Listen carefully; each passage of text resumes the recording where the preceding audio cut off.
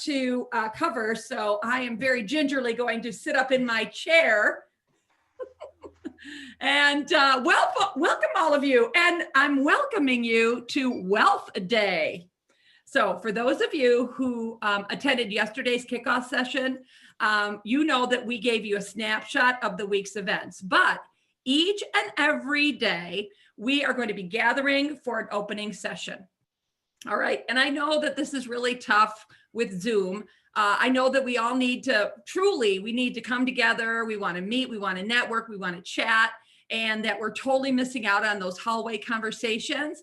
But I know you all want to promote who you are as well. So it's important that you connect with each other, and you can still do it via our chat feature, right? So make sure you start introducing yourself, start getting to know each other. We're going to take the situation of Zoom and we're going to turn it into something that's going to be very, very valuable. So here's your opportunity to connect with so many members. There's only so many people you can fit in an elevator. There's only so many people we can put in hallway. Look what we're doing for you. We're just gathering everybody. So start reaching out. Please, please make the best of a difficult situation. So next thing, in that email, you recognize that we have what we call our social influencers, right? It came in your daily email today. So hopefully you got your daily email. And I know you got your daily email. You know how I know you got your daily email? Because you're all here. So you're all here with us today. So I know you got it. Anyway, let's talk about our social media influencers. These are a group of appointed Women's Council members who will be our eyes to the event. The plan is that they're going to capture key ideas, and in a daily mail from this morning, you have their information. So what I need you to do is I want you to connect with them. I want you to follow them, right? Follow them on social media and follow their key thoughts that they're capturing as they engage in different conversations. So I want you to recognize that social media is a big part of this now. So let's do that. Let's all work at it. Now, we have also live ambassadors here with us today.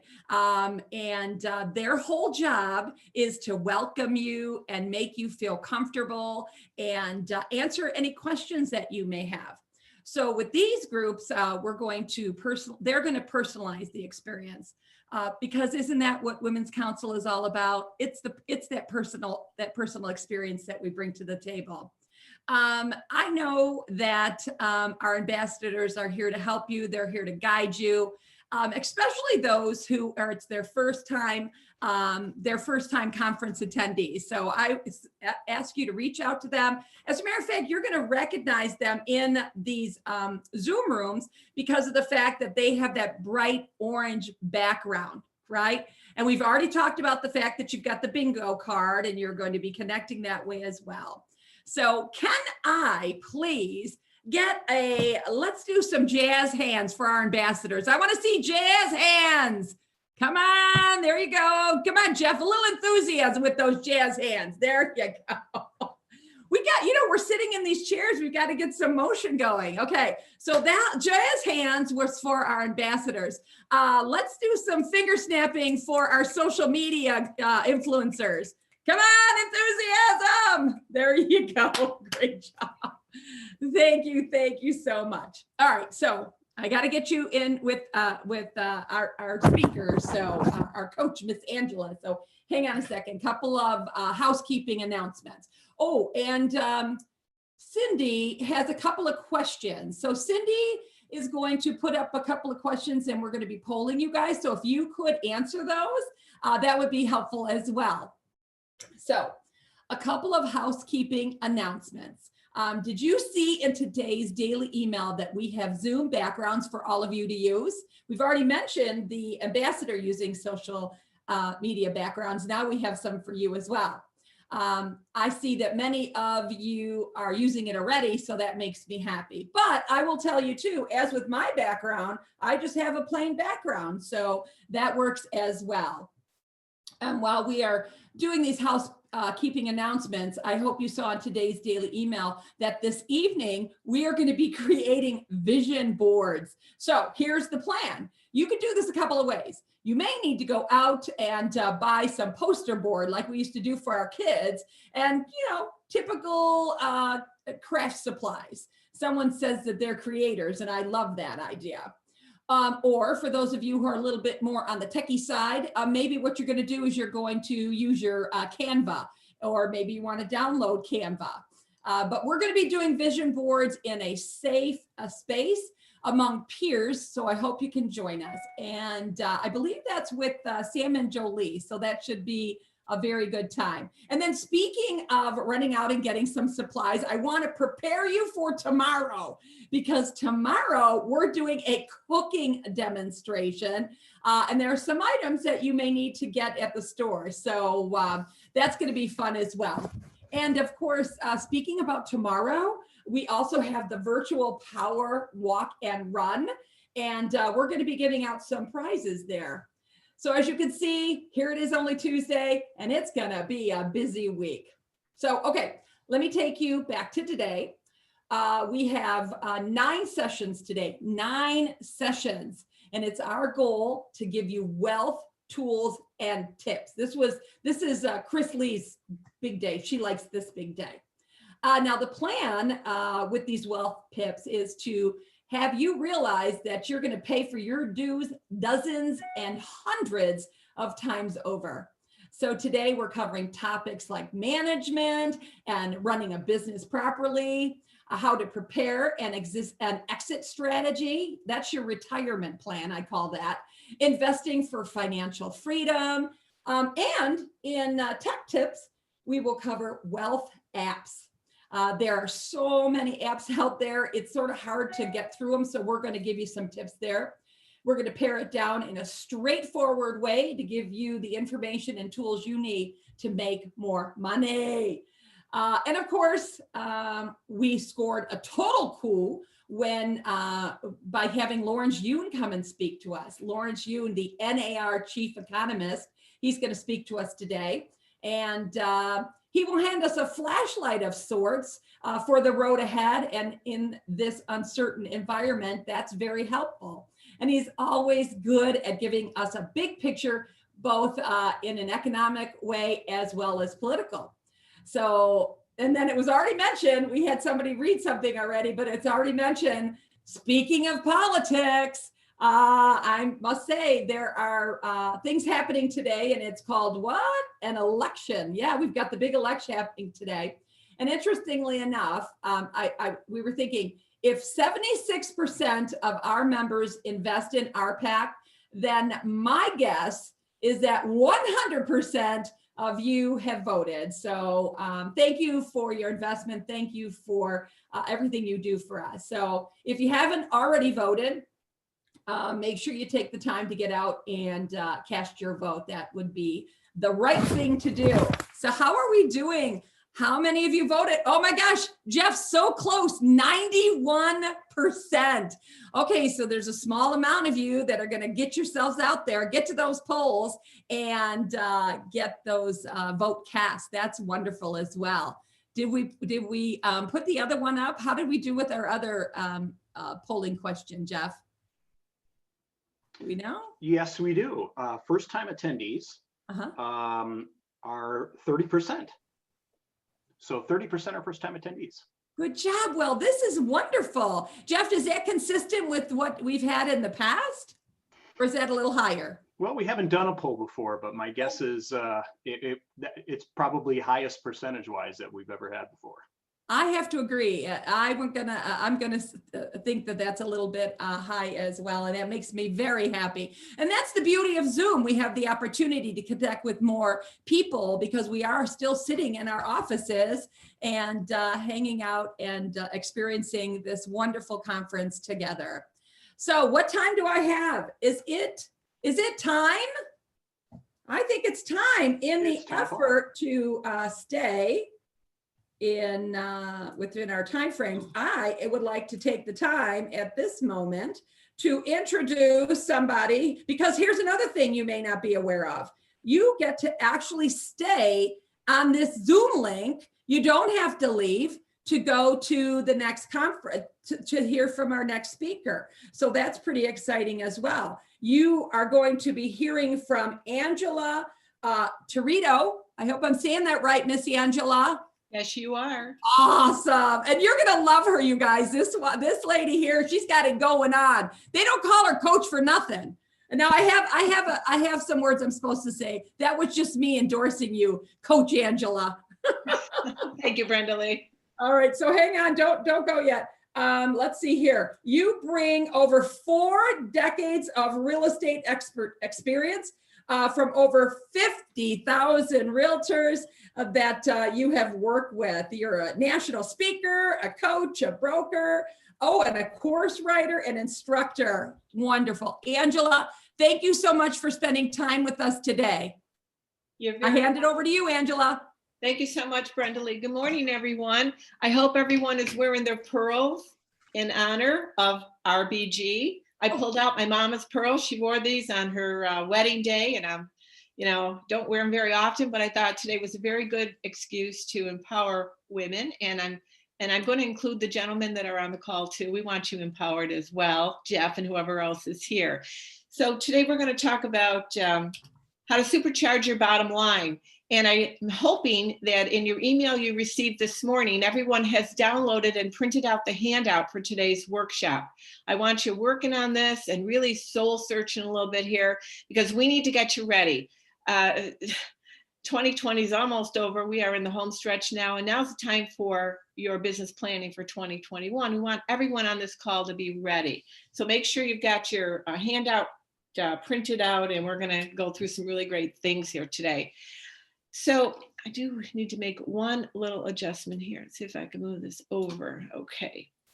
I want to ask y'all, and ask yourself seriously, are you experiencing at least a 30% increase in your profit yearly?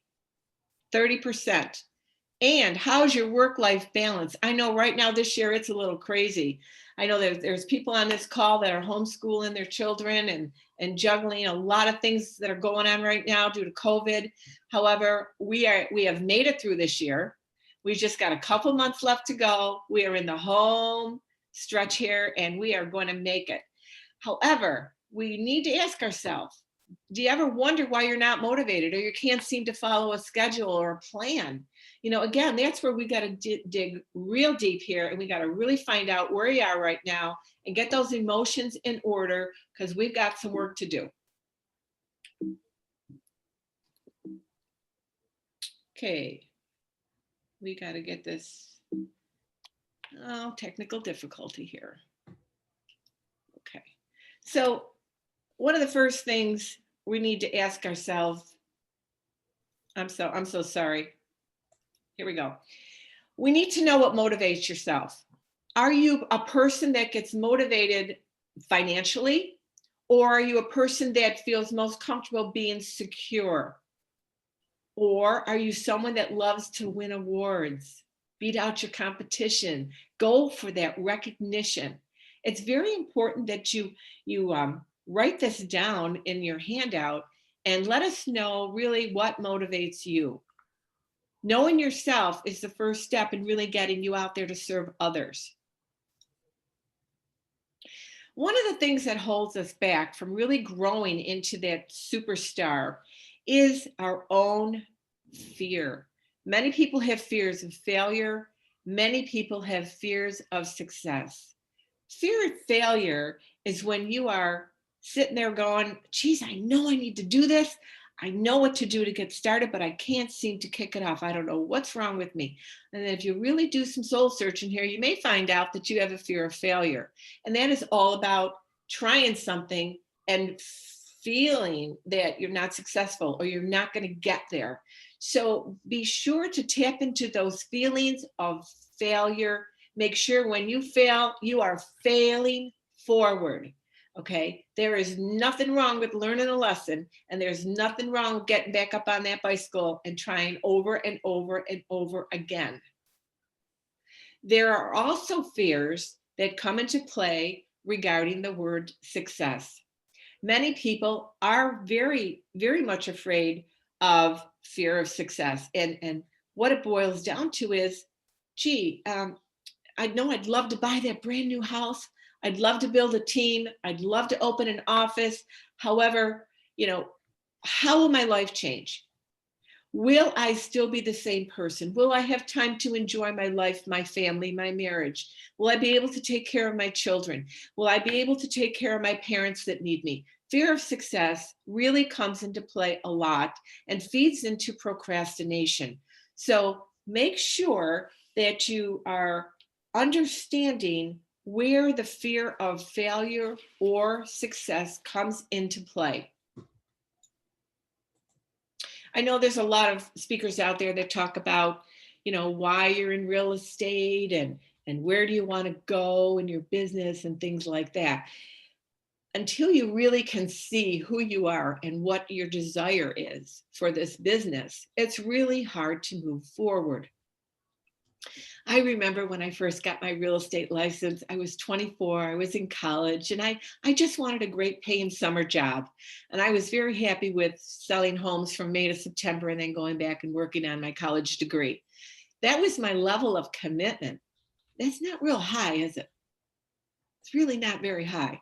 It worked for me for a couple of summers. I made great money. I was happy with what I was doing, and I, afforded my college for the following year.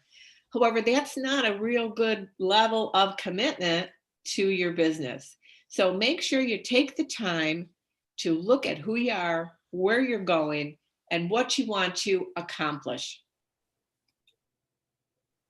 I recently read a great book. It was called The Code Girls. This is in your handout with the author as well. The Code Girls tells us a really, really untold story of American women that were code breakers during World War II.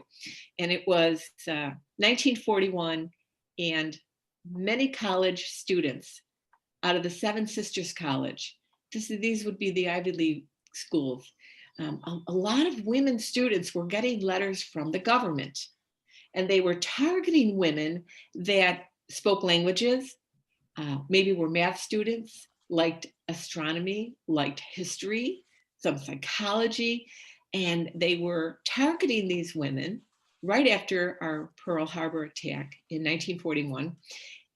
And they also went after school teachers all around the country, all these women that were school teachers in small little villages, and they basically wrote them letters saying that the government needs you in a war effort. We'd like you to come to Washington. And during the interview process, when these ladies arrived in Washington, many of them were asked two questions. One was, do you like doing puzzles? And the second question was, are you engaged to be married? And if they answered correctly to those two questions, they were brought into what was called the Code Girls. And these were cybersecurity ladies that were breaking codes and actually helped us to win the war. It's a fascinating story. If you can pick it up on Audible or out there in hardcover, it's a great read. It's a really great read. These women were taken from all over the country, brought to Washington. In all, there were 10,000 women that actually came through. And I will tell you, these gals, just on D-Day, they broke a code in D-Day and basically sent a false message of where the Americans were landing on the beach, so that the German soldiers had actually gone to another part of the beach. And this allowed our American troops to land. And they saved thousands and thousands of lives during the war. There was another situation where there was an attack, and our Code Girls were responsible for sinking 7 Japanese ships. That is big. And it was very, very important, because when this war broke out, even though America knew a year in advance we were probably going to be participating, we had no spies in Europe. We did not have undercover people. We had nobody breaking codes. So the Navy brought in this team of ladies, and eventually the Army did as well. They did become the WACs, and they did serve our country. And what I'd like to ask you all, when's the last time you did something very, very curious? When is the last time you were so interested in something new that you went for it? and you got yourself into something a little different than the ordinary. Be curious. If there's one thing I want you to take away today, I want you to be curious. I want you to be internal. I know that all of you on this call are patriotic. And if your government called today and said we needed you, I bet a lot of you would jump on out there and help our government. Remember the other thing. These women were sworn to secrecy. They could not tell their families what they were doing in Washington. They basically packed a bag, got on a train, ended up in Washington. They didn't even have a place to stay when they arrived, many of them. They were living 4 or 6 in a bedroom because that's all there was. They were sleeping on the floor, but they didn't care. They were patriotic, curious, and again, some people to this day, husbands didn't even know, or families, what these girls were doing in the war. So get yourself a copy of this book if you haven't read it. It is an amazing book, and I highly recommend it. After your curiosity arises, now it's time to think about a niche. And a niche is, in the market is a specific area of marketing, and it has particular requirements that have to be learned. So if you don't have specific niches in your business, now's a good time to think about something new for 2021. There are many niches you can develop. Sphere of influence, of course, I would assume everybody on this call has a sphere of influence. Hopefully you have another database of past customers. These would be your customers and your number 2 customers. Number 2 customers, just for clarification, would be those people that you were involved in a transaction with. Maybe you were the listing agent on a transaction, so your customer was the seller. And as the transaction closes, you now can adopt the buyer as your customer number 2, and you should have a separate database for these people and keep in touch with them. And I'm hoping someone out there is wondering why I'm bringing this up. And the reason I'm bringing it up is, you know what? You're going to be in the business when those people are ready to sell, and that other agent may not be there. So we want to make sure that you're keeping track and building that database to go along with it. Of course, on your screen and in your handout, there's a whole list of different niches you can develop. I'm sure everyone on the call has a farm area. Maybe it's time to get an additional farm for a move-up buyer that you could develop for yourself. Maybe you want to get into expireds or for sale by owners. You may have heard in the past that it doesn't work to go after expireds or for sale by owners. I truly believe it does work. A lot of my coaching clients go after the expireds. In fact, when I at one point was downsized out of being director of career development for Caldwell Banker in upstate New York, I needed to sell and make some money right away because I was downsized. So what I did was I went after the expired listings. I hadn't sold a house in over 10 years. And I said, well, how hard can it be? And I developed an expired program for myself, and I listed 22 expireds in 6 weeks. Within 3 weeks, I had 14 of them sold. This is the kind of number that you need. You need a lot of big numbers when you're working a new niche. So this was what propelled me and actually allowed me and supported me to move to Florida. When I was in Western New York, I was going to leave and I was going to start over, and I really didn't know what I was going to do in Florida. Of course, it was the middle of the recession, and I'm like, oh my gosh, what am I going to do? I don't really want to sell houses in Florida. I don't know anybody down there.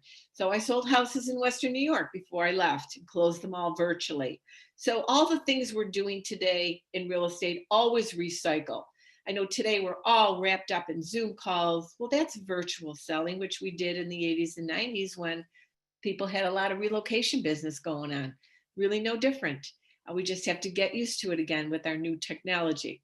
So take a look at this list here, and I want you to really put a check mark next to 2 or 3 different niches that you would like to develop in your business for 2021.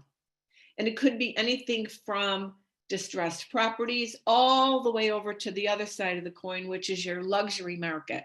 Many people say, yes, I'd love to work in luxury. Well, we need a plan for each one of these niches. So make sure that you're filling this out now and put some check marks down on what you'd like to develop.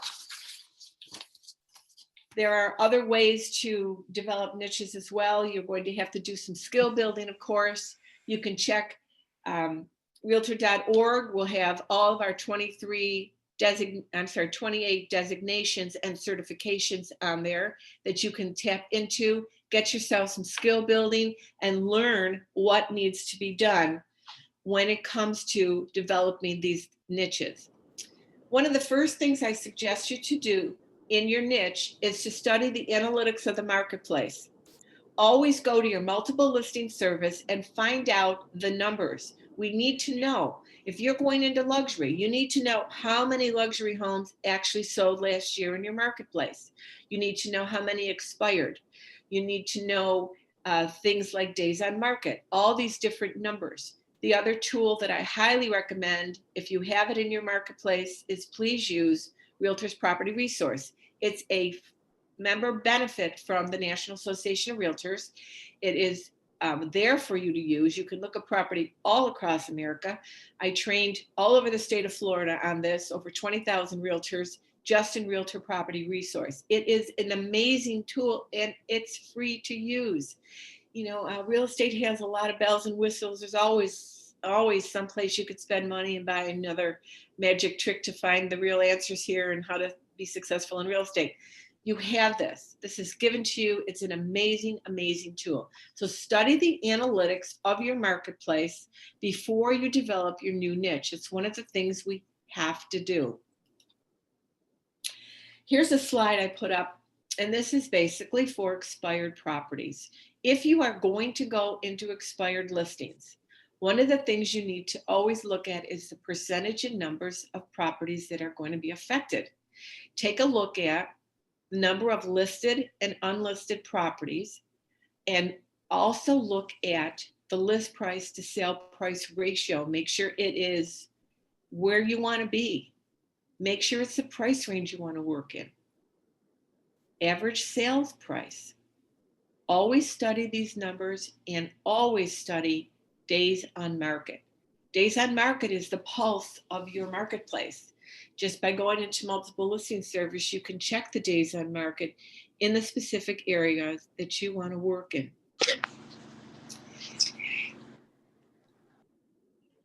Do I have a question? I'm hearing something. No? Okay. I'm going to keep going then. If you want to learn more about market statistics, you can also go to, of course, narrpr.com. We want to make sure you're using that service as well.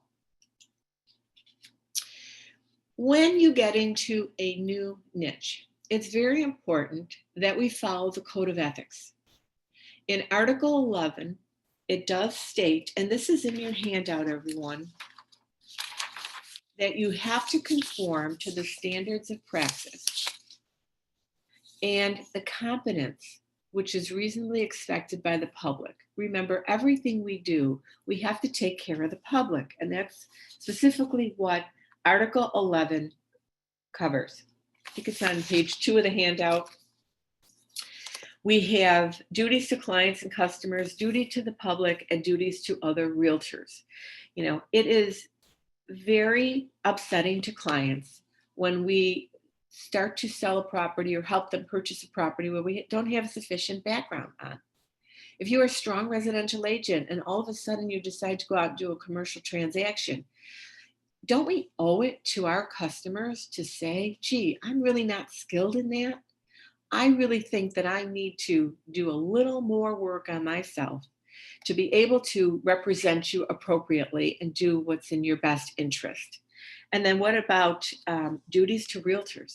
You know, you have to make sure if you're doing a transaction with someone and it's not a transaction you're normally used to doing, that you are fair to the other realtor, that they're not doing all the work to pull that deal together.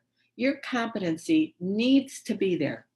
So with every niche that you're going to develop, make sure you take a course or get a mentor or, you know, work with someone, get a coach, whatever you need to do, and look at those designations as well. It's very important that you are working at a high level of competency. After you've done a little brainstorming, the next thing we want to do now is is to talk about how we're going to get you started. Goal setting always comes into play. We've always got to set some goals for every part of our business. Skill building, I touched on that briefly already. And then, of course, an action plan. These are the 3 areas that I'm going to get into now to make sure that we've got some good goals set for you today. And please do the work. Please, if you're sitting on the call now, please do the work, fill out your handout, and let's get us going on some good goal setting. There are some creative ideas, and I know this is going to be a little tough for some of us right now due to COVID. However, maybe you can consider doing some of these items. However, do them through Zoom. How-to workshops, they come up all the time. Buyer workshops, seller workshops, anything on financing is always a good draw. You can draw people on a for sale by owner. You can draw people through expired listings. Have a how-to workshop. Do it on Zoom. Won't cost you anything. If anything, it's a little easier now because you don't have to get an event hall and worry about too many RSVPs and costs and things like that. But get out there and do some workshops on Zoom. There are lots of great ideas out there, and appeal to consumers. Offer your knowledge. You want everyone to think of you as the go-to person in the real estate industry.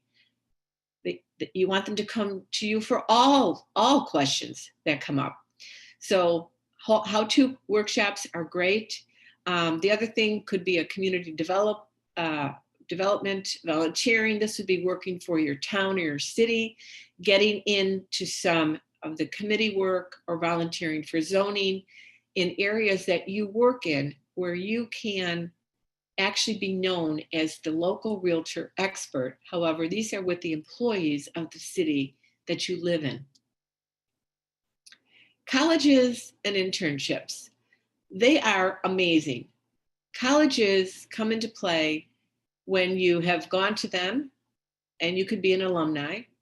You could speak for their business departments. You can go in there and be the go-to person.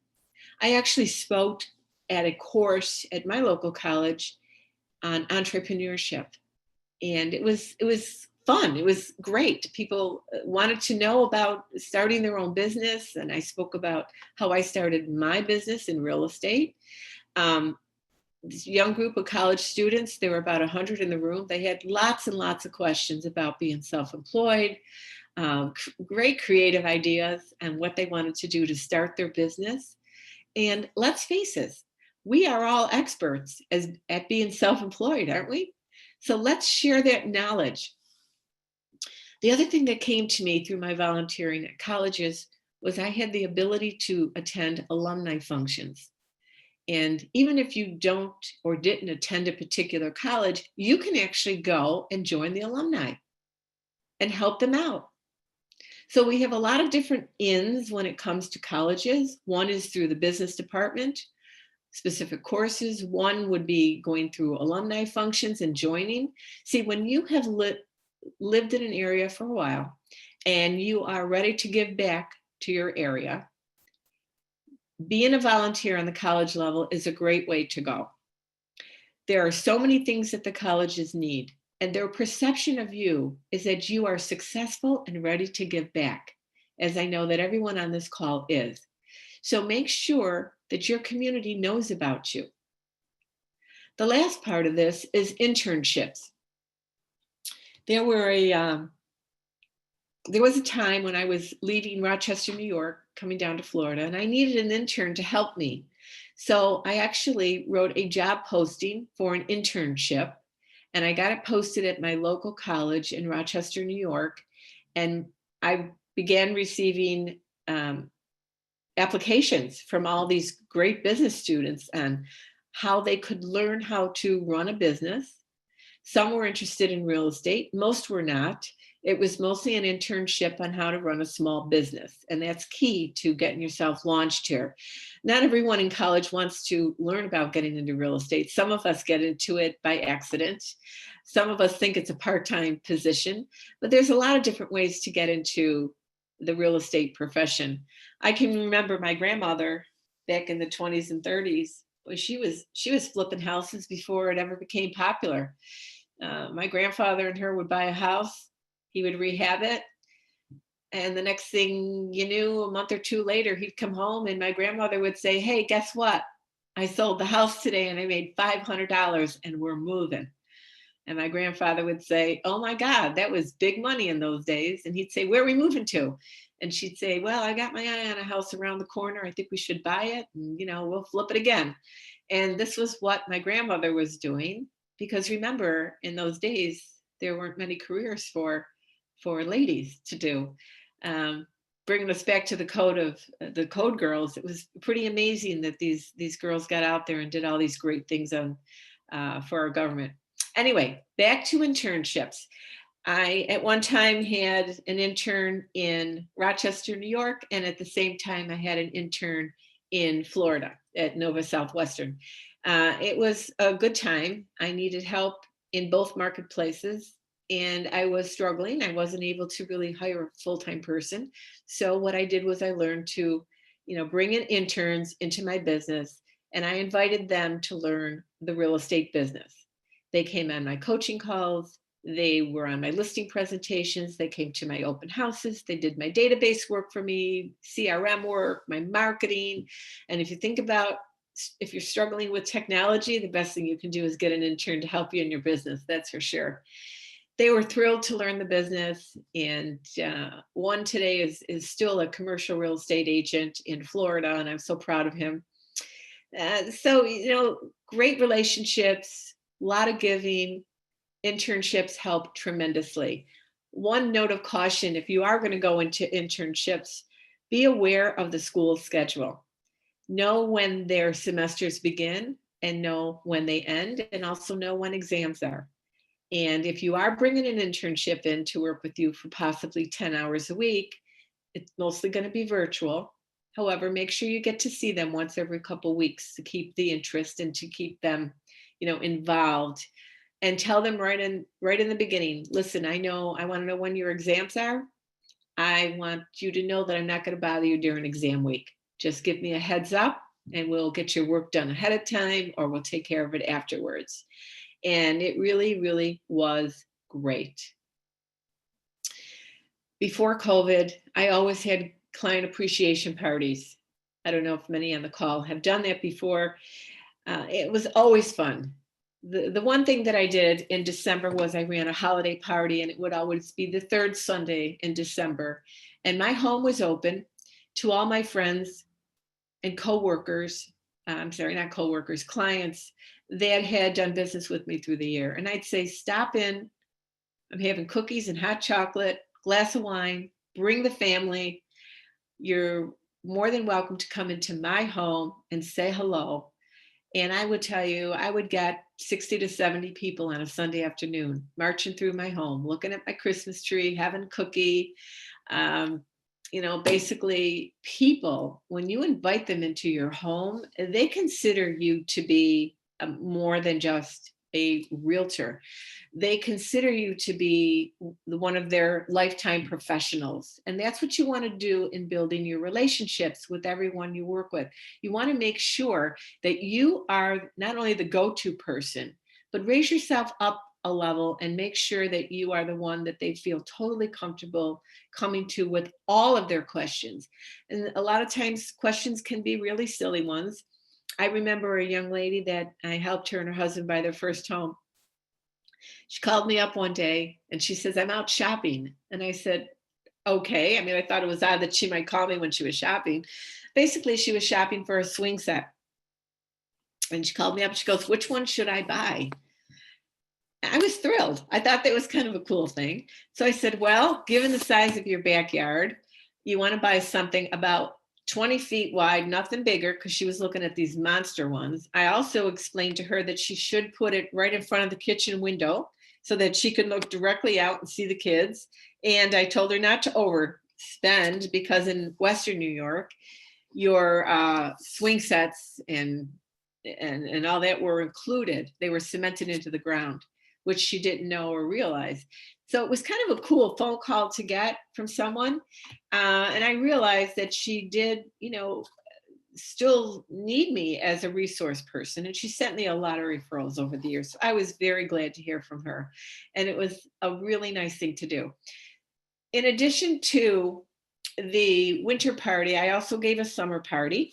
And because I had a wonderful backyard on the water, big deck, I was able to have 125 people on average in my backyard during the summer party. And that would be a Saturday night cookout. Everybody brought food. I had more food than I could ever imagine. And people would just get together, and I would be able to say, this family and this family, you guys live in the same area, or you work in the same company. I was doing a lot of relocation in those days for Kodak, IBM, Xerox, Bausch and Lomb. And we would love to pull people together that I moved to Rochester and was able to say, hey, you guys work in the same place. Do you even know each other? And people love that. People love to meet new people that they had something in common with. So that worked very well. But the best part about all my appreciation parties was I didn't have to call my sphere of influence twice a year, because I would send them a marketing piece and I would email them, and then they would call me and say, I'm so sorry, I can't make a party this year. However, please don't take me off the list. I want to come to the next one, and they loved it. And I loved the fact that I could update all their information when they called me. Instead of me calling everybody and inviting them or saying, happy holidays or happy summer, happy 4th of July, I would have them respond with an RSVP, and it saved a lot of work on my part. So I truly, truly enjoyed those client appreciation parties. When we get into an action plan, one of the things we need to do is name it. If you're going to get into, say, luxury homes, or if you think foreclosures are going to be up next year, maybe you want to get into short sales again, sharpen your skills, or maybe you want to get into luxury or second home, whatever it is, let's write down a revenue stream right now that you would like to develop for yourself for 2021. Everyone, please take a minute, write it out on the handout. Let's give that revenue stream a name, whatever it's going to be. The next step is to develop the income or the transaction measurement that's going to come from it. When I started my farm in Delray Beach, it was my neighborhood. I was able to say to myself, I know that there are 224 units here and 12 sell a year. My goal was to sell 6. And I know we've got other realtors in here. It doesn't bother me. I don't worry too much about my competition. I worry about my mindset, because I think with your mindset, you can overcome all competition. Always study your competition. However, don't worry or react to what they're doing. Be who you are, move forward, and remember, be curious. Be curious. One of the first things I did when I went after my farm was I did the numbers and I said, okay, I want to sell 6 this year. So in the middle of COVID, I'm going to finish the year off at 5. That's okay. It's still early. I may get another 1 or 2 before the year is over. However, I'm happy with this. And I have to tell you, it has shaken up one of the agents over here that's done a lot of work for 17 years, because now I'm in here and I'm blasting away with emails, not spending a lot of money. However, I'm letting the whole world know in this community that I am the residential realtor. I'm the only one that lives in this community. And for some reason, people love that. They feel you're an expert, you know more. And when you've made an investment in a community, people really think of you and say, wow, she spent money in here and she's living here, chances are she's going to want those prices to stay up high. So it's worked quite well this year. And again, in the middle of COVID, I decided to kind of do all this, and it's coming together quite nicely. So you can put in an income number or a transaction measurement number in here. Please do it now while we're talking, everybody, because the more you do now, the more likely you are going to come back to this when this conference is over. And I really want you to pick this up again, take a look at it, and start to work it. Remember, you can always call me if you have any questions about anything I'm talking about today. I want you to pick up the phone. I'm just a phone call away. You know, I owe a lot to Women's Council. You may not know this, but I started in Women's Council in 1984 in Rochester, New York. And I will tell you that the ladies that took me under their wing, they were the movers and shakers. We were one of the mega networks at the time. We had 284 members, which was really big. And they brought me in and they said, we'd like you to run publicity. And I said, okay. I didn't have any idea what the organization was about. It didn't matter. I just went in, I helped them out, got them on TV, got them in the newspaper, did a few things. And I owe so much to the lady leaders that took the time to work with me over the years. So remember, there's always a lot to be said for gratitude. Now I want you to think about what skills you might need to learn or designations you might acquire. So think about this. Do a SWOT analysis. Strengths, weakness, opportunities, and threats. Do a SWOT analysis. I'm sure you're all familiar with doing them. And just say, hey, if I'm going to get into luxury marketplace, what do I need to learn? Well, you need to learn a lot about the builders, the floor plans, the unique items that are in a home. How do you do that? Well, you go and visit broker opens. You look at all of your company inventory whenever you can, get to open houses, learn your marketplace, take some designations. Every designation you take will propel you financially. I teach many of the designation courses, the ABR, the ePro, can't think of them all, PMN, of course. And every time I learn a designation and I sit down and review it, something else hits me and I go, wow, I never thought of that. Or gee, I just learned something new. So make sure you're very curious and don't just go through the motions. Put it into place. Stop and think and do something each time you learn a designation or a new skill. Now, remember, when you do an action plan, you have got to have a deadline for each one of these items. So if it is your goal to get something started in a new niche, basically what you have to do is say, all right, this is now November. I'm going to take November and December, take this course, get myself started. I'm going to start looking at properties. Put a deadline to everything in your action plan. When you have a deadline in your action plan, that's going to propel you to feel a little uncomfortable. And remember, you've got to feel uncomfortable to make changes. I'll have people say to me, oh, I've always wanted to do coaching, but it makes me so uncomfortable. Well, that's change. And without feeling uncomfortable, you have no growth. You know, you're just doing the same thing over and over and over again, and you become very complacent. So remember, a little bit of guiltiness, a little bit of, gosh, I need to get this done by Monday, doesn't hurt. We need it. And remember, you've got to go and take a look at different systems that you might need to put into place.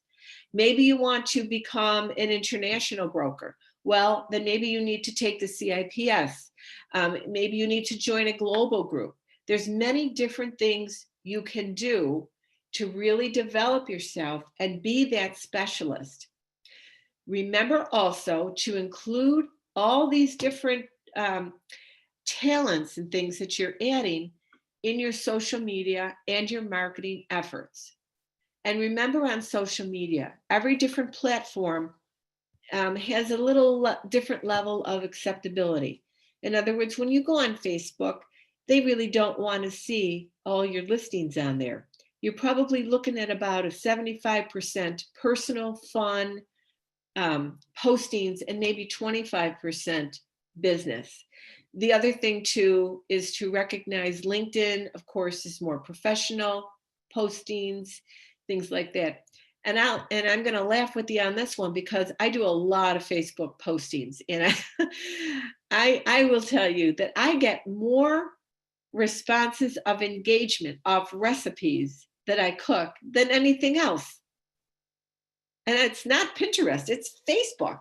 But I'll just put a picture of some pasta dish I cooked, and I get 100 hits.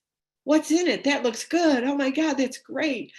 So people want to engage with you in social media differently on each platform. So show them who you are. Let them know who you are. Last week, my microwave, it was time to replace it. And I found this combination microwave, air fryer, convection oven. I bought it. I brought it home. I took a picture. I threw it on Facebook. I have no clue how to roast or do anything air frying. No clue at all. It doesn't matter. It's here. Someday I'll decide to make something. I'll take a picture. I'll throw it on Facebook. But everybody was laughing at me because I said that so far all I've done with this microwave here is make a cup of tea. And that's all I accomplished in 3 days of owning this machine. So make it fun. When you're out there in social media, let people know what your skills are. However, remember, I've got to tunnel them back through your talents and your knowledge. And you don't want to be forceful, but you want to just put enough out there as possible. Always remember, put your reviews out there. Always remember to highlight the niche that you are currently working on. And then that will help to build that action plan for you and get you to the transactions that you're trying to get to. So when it comes to marketing efforts, be sure that you don't go out and spend a lot of money. You are developing something here, and it's going to take a little bit of time, at least 6 months.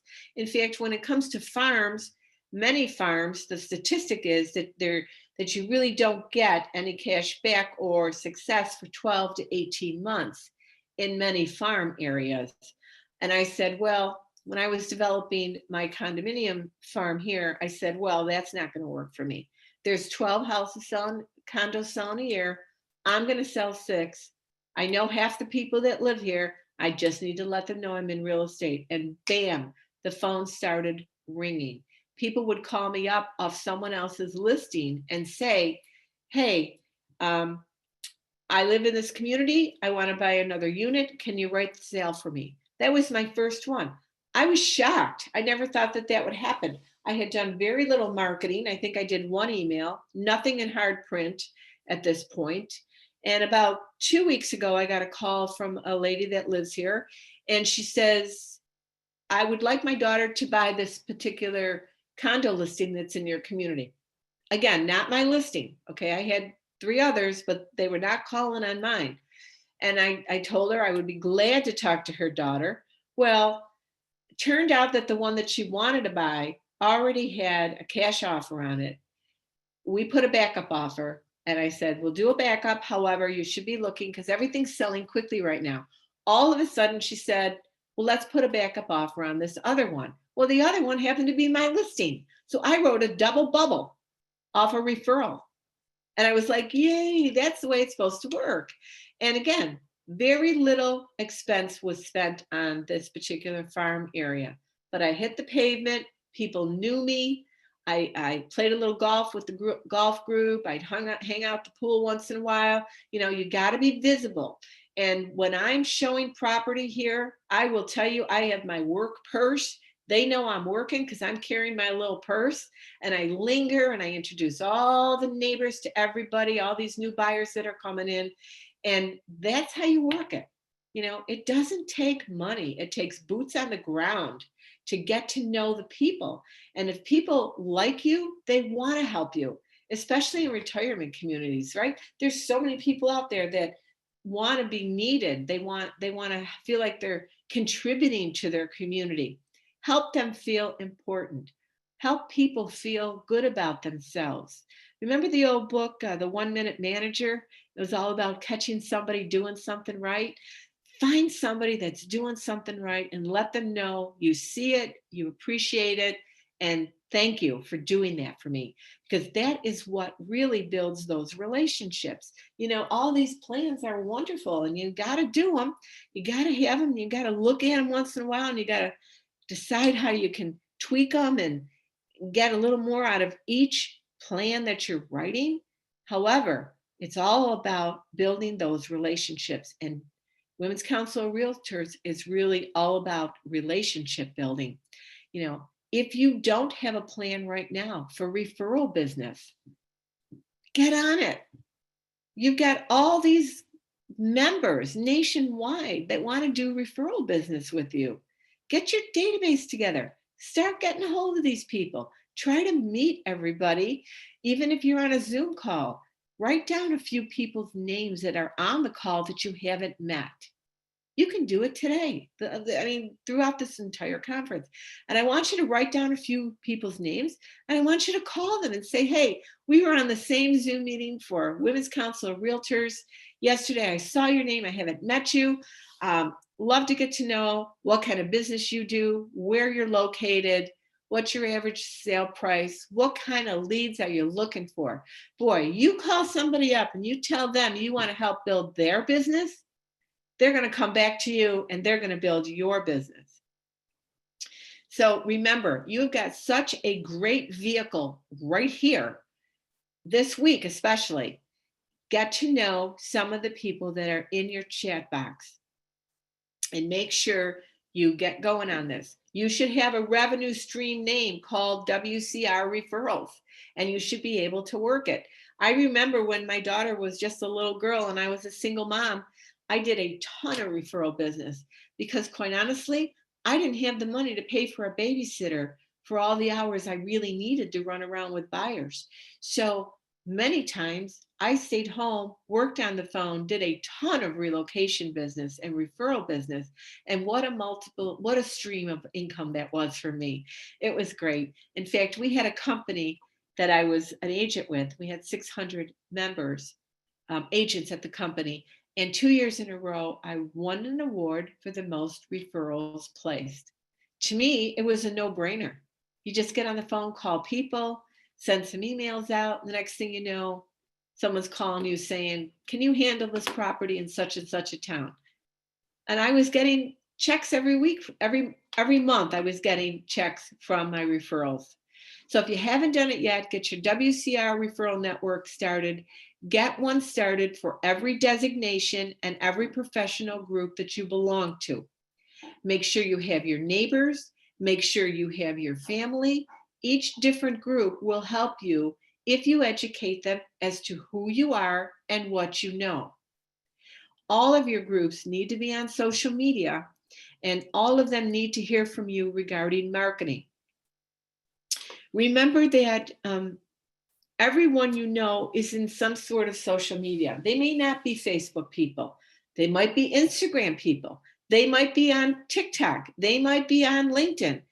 Make sure you know the basics of all the different social media platforms so that you can get a good profile out there on all of these different networks, and make sure that your professional bio, profile, photo, everything is the same across all your social media networks.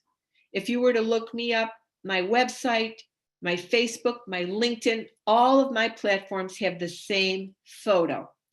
Facebook profile, that's a little different. Sometimes I get a little mix it up a little bit there because people don't always really want to see your professional image on Facebook. So make sure you're blending in across all the different social media sites, and also Google your competition and take a look at what they look like on social media sites. If you've got an agent in your marketplace that does a lot of expireds or a lot of luxury or a lot of second homes or whatever niche you want to develop, Google your competition and search them on LinkedIn as well, and you should be able to see what they have for keywords, because the keywords that are in their website, the keywords that they're using in their social media sites, say a lot about how the algorithms pull them together and their name comes up. So if you haven't done that, make sure you're doing that when you revamp.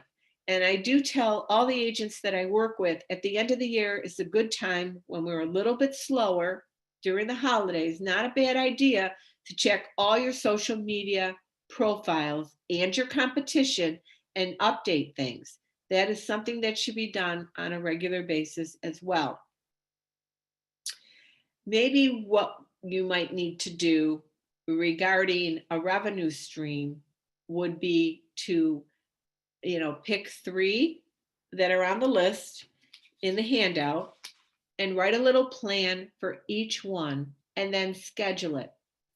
So maybe on Mondays, you are doing your expired listings first thing in the morning during lead generation time.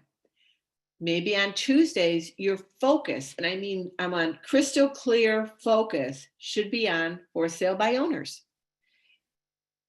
Maybe on Wednesday, you work and think referrals.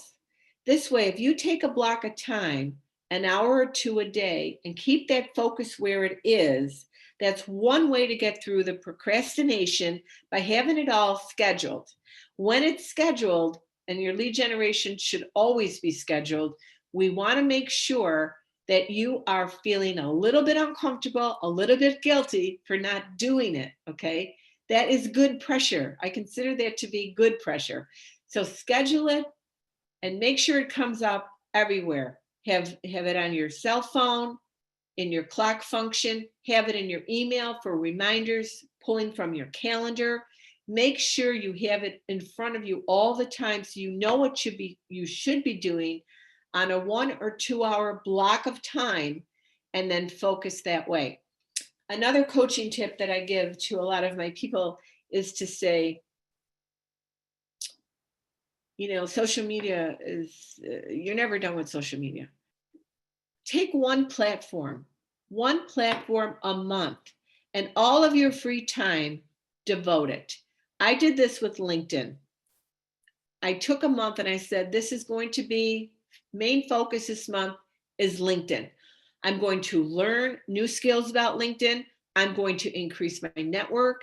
I am going to watch some webinars. I am going to say happy birthday, congratulations on your work anniversary, all the things that come to you from LinkedIn on a daily basis. Well, I was shocked to find out that I was behind in my messages to the tune of about 700 people. That's big. I had missed their birthdays, their work anniversaries, their new jobs announcements. And I thought, gosh, how in the world can I ever catch up? And I really should do something. So what I did was I went on Fiverr. If you've heard of Fiverr, they are great entrepreneurs on there that will do all kinds of data entry and copy paste, all kinds of work for you at a very low fee. I hired a young fellow from India, and I wrote 3 text messages. And I said, this is what you send out to everyone here that has a birthday that I missed. This is what you send out for a work anniversary. And another third one was congratulations on the new job. So my friend in India said, it'll take a couple days. I said, not a problem. The next morning at 2:30 a.m. our time, he writes me to say that the job is done.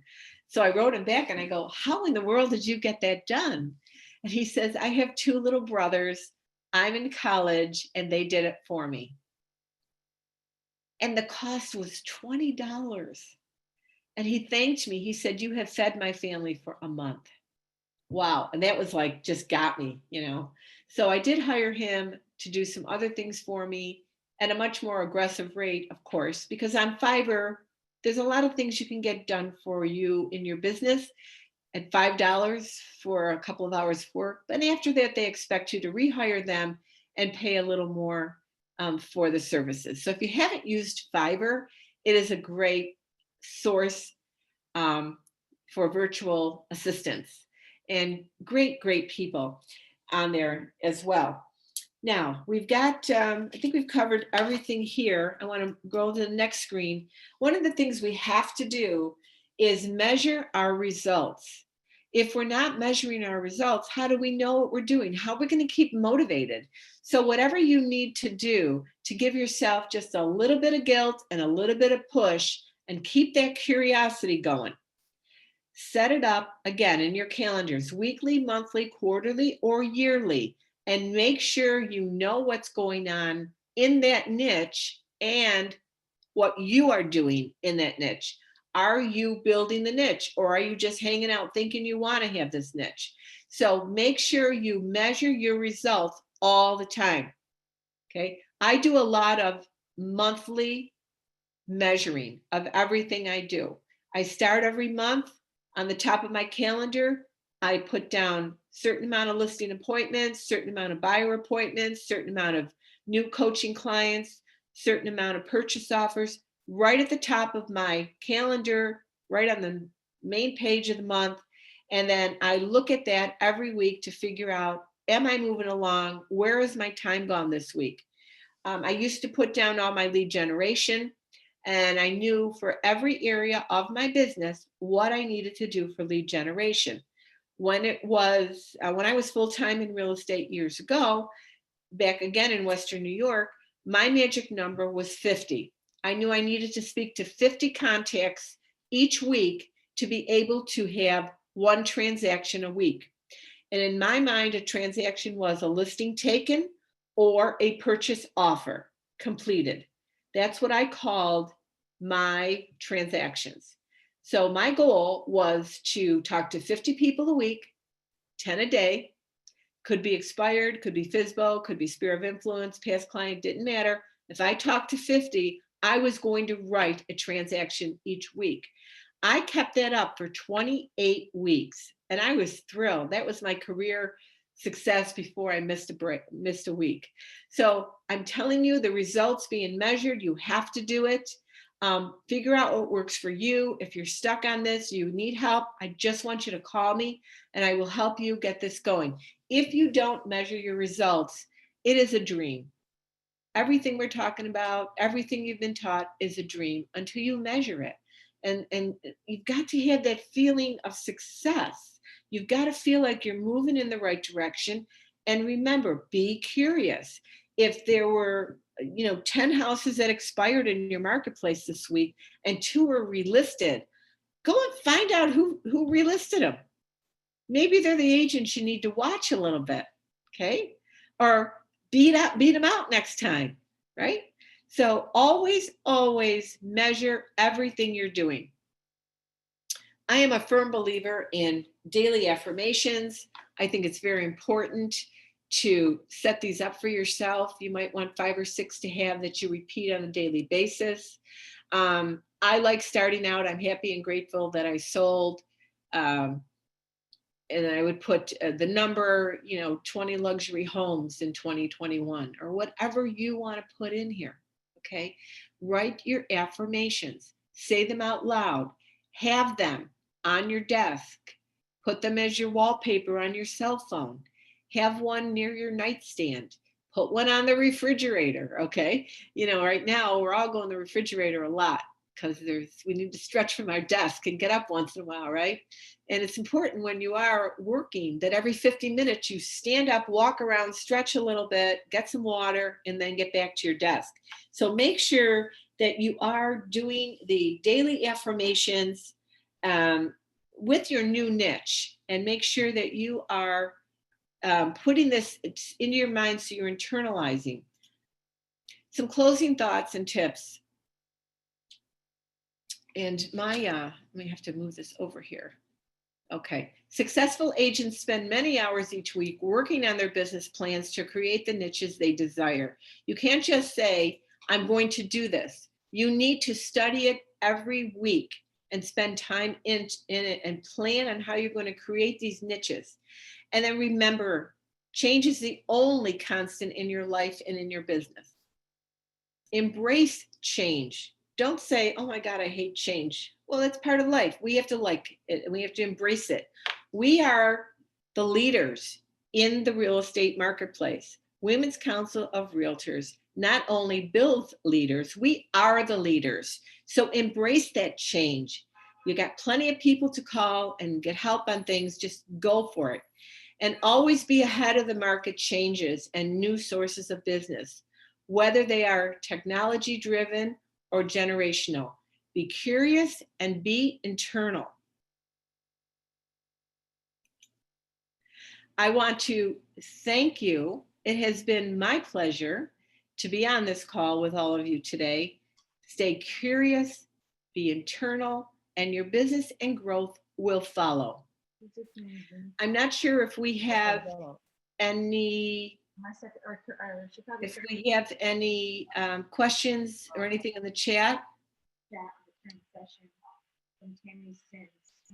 I think I see someone's hand is raised. Let me just see if I can move this over. I don't know if you can hear me, Angel. Can you? I can hear you. Who is this? Tammy? Yeah, Tammy from Denver.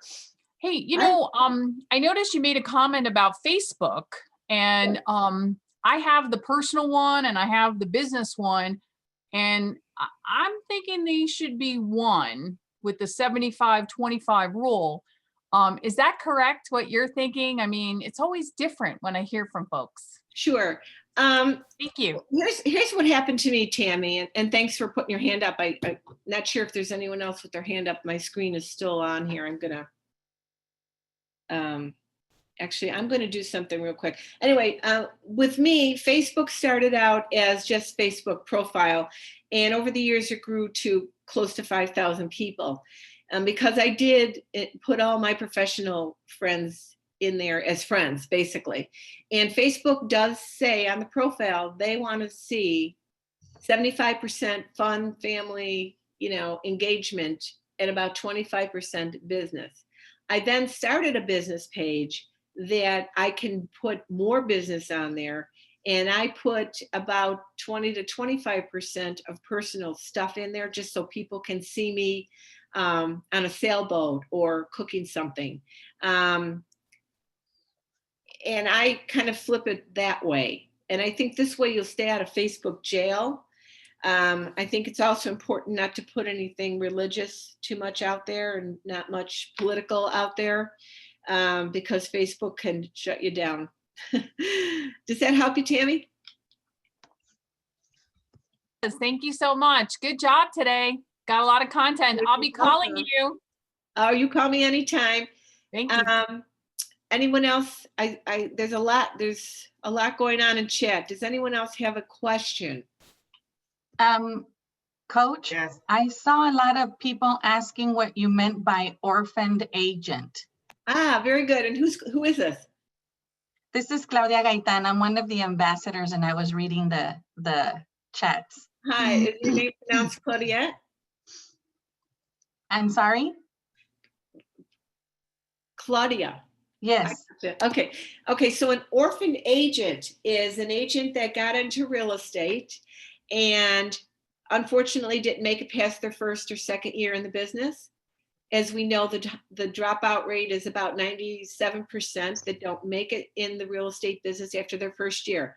Those agents had a desire to be successful in real estate. They've told a lot of people, their friends and family, that they were in real estate. You can now work with them and create a database for them. So let's say, Claudia, you've been in the business a long time. I come in, I don't make it past my first year. And you now approach me and say, gee, Angela, I'm sorry you're not staying in real estate. And I say, oh, I need to get a job. I just couldn't make it. And you say, how about we work together with your friends and family that need a realtor? And I'll pay you a referral fee as long as you have a license and it follows all my state, guidelines and rules. And you now can adopt those orphaned agents and their centers of influence, or sphere of influence, as some people call it. So I hope that helps. That question. Any other questions? Yes, I have a question. Hi, Danielle. How are you? Hi, how are you? Good. Thank you for all this information, Angela. I have my notes. You're welcome. You mentioned that you say be curious and be internal. Can you just clarify when you say internal for me? Internal means you've got to convince yourself that you can do it. You're gonna do it. You want it bad enough. Okay. Thank you. A lot of people say, oh, I'm gonna do this, and they tell a couple friends, but they don't get to work on it. You've got to be internal in your beliefs, not just filling out a piece of paper. Okay. And remember, the code girls, They packed their bags, they left their homes, they didn't know what they were doing, but they knew that the government needed them. They were curious to help the government, and they just left. They just went. So be curious, be internal. Great question, Danielle. Thank you. Any other questions? Can I just make a comment? Because this is Carrie Hartnett. Hi, guys. How are you? I'm good. How are you? Thank you for everything. Welcome. I see a lot of comments about your orphaned agents, and I just want to make a plug for my dear friend, Nick Crowder. He is going to be presenting the golden handoff today, and that is exactly what you're talking about. So excellent. Yeah, So I hope everyone will go to that. I think I ordered his book when I saw the lineup, so I have it coming in on Audible here. I just have to catch up with myself. Yeah. It's a great presentation, and he's got a great system. So if you're interested in more of that orphan agent and orphan customers, go to that session today. Great. What time is that, Carrie? Do you know? Hold on. Let me look at my calendar. It is at 1:15 Central Time. Okay, great. Everybody, please think about attending that. That's a great opportunity to expand more about the orphaned agents that come into your office and others. Okay, any other question? Let's see. I'm trying to read through here. Oh my gosh, what a great turnout we had here. I had a really quick question, Angela. This is Kay Merg from sunny San Diego. How are you? Hi, Kay. How are you? Good. I love your presentation, by the way. Really. Thank you so much. I'm so glad you joined in today. And I want to really emphasize something that you covered, and that is the Women's Council Realtors Referral Program. If that is not a part of your business, then it really should be. Can you expand a little bit more on maybe giving people that are on this call some tips to really focus on expanding their Women's Council referrals? And there's been so many. I love this on the chat. Everyone's exchanging information and, do you live here? And that's what it's all about. But exactly. There's some ways to focus a little bit more. Sure. Before COVID, we met everybody at these conventions, right? We took a business card. We spent a minute with everyone and said, what kind of referrals good for you? What's your marketplace? Tell me about yourself. And we did it that way. Okay. We socially networked. Now we have to work a little differently because we're all on Zoom, right? My luggage is getting pretty dusty. I mean, I haven't gone anywhere since the last February, actually. So one of the things you can do, you should have a stack of business cards from WCR, people you've met throughout the years. I know it's hidden somewhere in your desk. Everybody's got a stack. I want you to get them in a database. I want you to reach out to them and say, I'm building my business and I would love your referrals. This is the area I work in. Who do you have that's coming this way? And when can we talk about what kind of leads would be a help to you? Now you get them on the phone and just put the voices together. People need that connection. And right now, everybody's home, so you can talk to a lot of realtors around the country and make a lot of connections. You can do a Zoom meeting, right? You could do a group Zoom meeting. One of the things I started when all the offices closed back in March was I started a weekly group coaching called Angela Answers, and people would just call in from all over the country and ask questions about how are we going to survive? What do we need to be doing right now? And that group was supposed to be for 30 days. I think I ran it from April through the end of September. And it was great because it was a place where everybody could come to. It doesn't matter what company you're with. It doesn't matter what state you're in. Everybody just came together. They brought their questions. The advice I gave you in San Diego, Kate, worked for Felicity, wherever Felicity is. I see your name. I don't know where you are, though. Just thought I'd say hi. So again, it all works. So it doesn't matter where you are. A good trained agent, I believe, can be plopped down anywhere in the country and make money. Okay. So getting back to it, it's old-fashioned network, gone Zoom, gone back to the telephone, and then send emails at least quarterly to this group and say, I'm still here. Who do you know that's coming out this way? Okay. and just keep promoting yourself. Don't spend money on it. You don't need to spend a lot of money on it. You really don't. Realtors buy business in so many ways, or they think they're buying business. It's not. It's business. It's business relationships all the way. Okay. Hi, Thanks for the Angela. question. Anybody else? Hi, Olivia. Hey, thank you so much for being with us today. We really appreciate you being here.